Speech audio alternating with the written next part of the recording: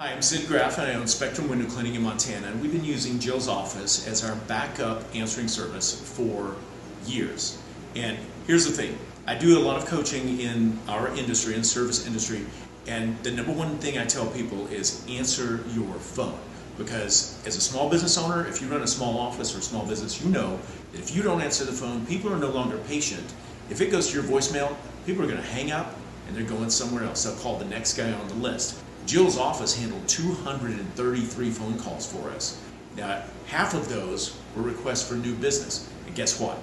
If Jill's office hadn't answered that phone, who would have they called next? It wouldn't have been us. We would have missed out on over 100 new jobs. Jill's office will pay for itself from the day you sign up. So if you're waiting, stop waiting and get signed up and use a company that's a professional to answer your phone so you don't lose business. Thanks.